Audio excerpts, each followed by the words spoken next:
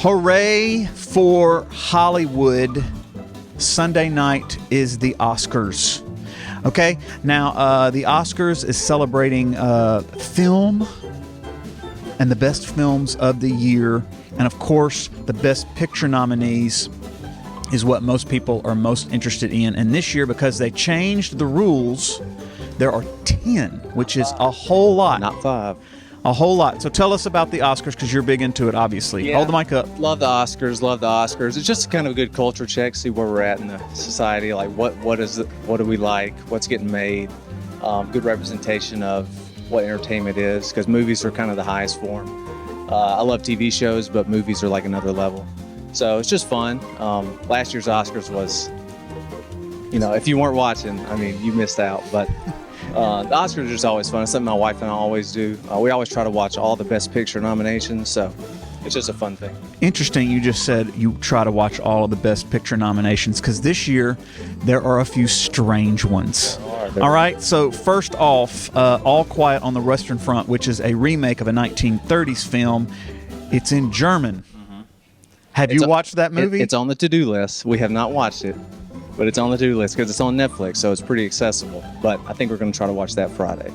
Might be watching foreign films can sometimes be tough kind of for a us chore. Americans. Yes, a little bit of a chore. There's a couple of long shot films in here, and I haven't even gotten through all of them because they're, when I say art films, I'm talking extreme art films. High art. Yes, Women Talking. I believe that's a long shot. I think they got in because we extended how many That's one of the ones that's on the kind of not watch list for me and my wife. Right, and then The Triangle of Sadness is another movie that one's tough. Yes. That one's tough. We watched it a couple weekends ago, and I left it watching an indie music video. Yeah, Right. I left thinking, man, I could have done so much else with that too. and that brings me to and a lot of times that's where we come to when it comes to Oscar nominations. But there's always some really, really good films too. I think I told you years ago there was a year that just had a slew of really, really good Oscar nominations and I hit some of those films. Spotlight actually won that year, and it was maybe one of my favorite movies ever now. That was a good one. Top Gun made it. Yeah, shout out to the Academy. A little bit shocking because normally big, huge blockbusters that make a lot of money and make a lot of Americans really happy don't make the list. Yeah, shout out to the Academy. They don't get a lot of credit for doing stuff like that, but they did this year, and I think it was kind of undeniable. So to see that happen was pretty cool. Will it get recognized? Do you think it'll win? Probably not. Was it my favorite movie of the year? Yes. But will it win the Academy Award? Probably not. Right. A couple of other films, Tar, which, decent. It was decent. I saw some of it. I did not finish it. Kind of long. Yes, The Banshees of Inisherin. Did you watch that one? I did watch that one. That's actually my pick for Picture of the Year. Not that it's my favorite movie. I just think that's what will win. Really good, really beautiful film set in Ireland. That was the one that the cinematography was so good. Amazing. Like you could just sit there and watch that for hours, just like the landscape and the picture and all that was really cool.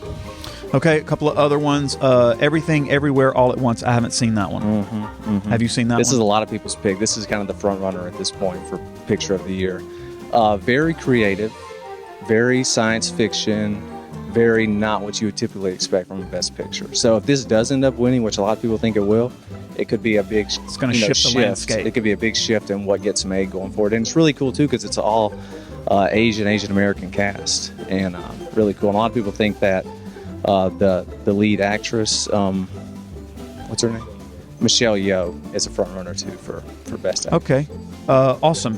The Fabelmans, which I did, and I was really looking forward to The Fabelmans because I'm a huge Steven Spielberg fan. It left something to be desired. I got through the movie and I was like, this is not quite what I was expecting.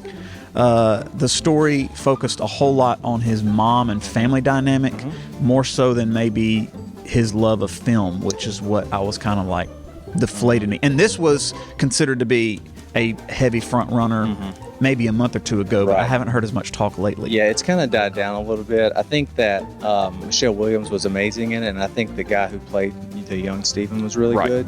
But it did do.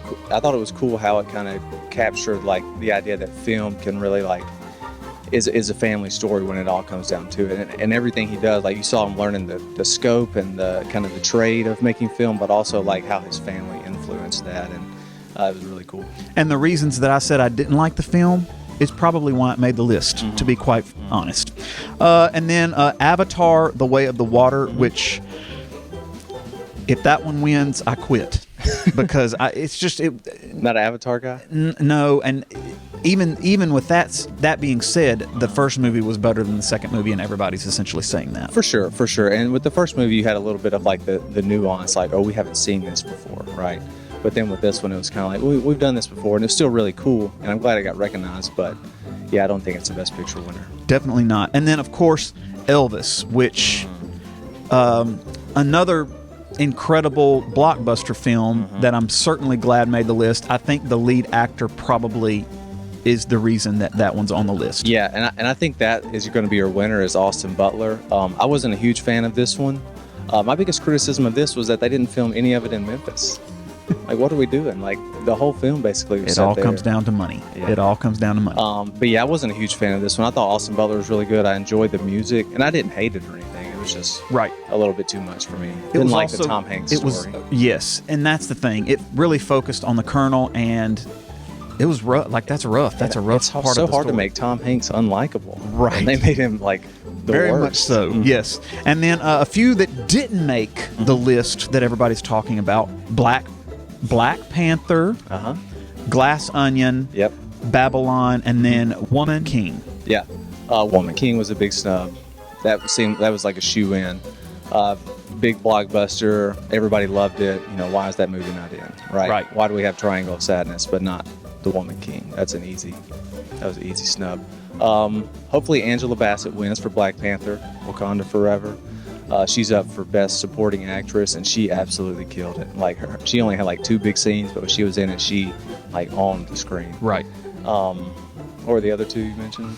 Glass Onion, Yeah. which I'm not surprised. Everybody said that one was not near as good as the first Knives Out movie. A lot of fun, though. I mean, a lot of fun. A good one to watch with your family over the holidays. And I did not see Babylon, so I can't speak to that. I haven't seen Babylon either. I think Dylan's people- behind the camera. He is another film nerd, and he is saying, It's great. it's great. It's either a love it or hate it movie, I think. Right. All right. So Sunday night, everybody needs to be watching. It will be on the network. I'm assuming, is it NBC? No, I think it's ABC. I think ABC does it. One of the big networks. Just hit either channel 3, 4, 5, 6, 7, and you'll eventually Google what channel is the Oscars. Right, and it's normally about 7 o'clock. I think that it starts off. So be watching that. Of course, a lot of different categories don't make it on TV because of time. But on Monday morning or Sunday night, you can get on your computer and Google it, and they will list everything out for you. So be watching. It'll be fun to see what happens. Let's go Top Gun Maverick.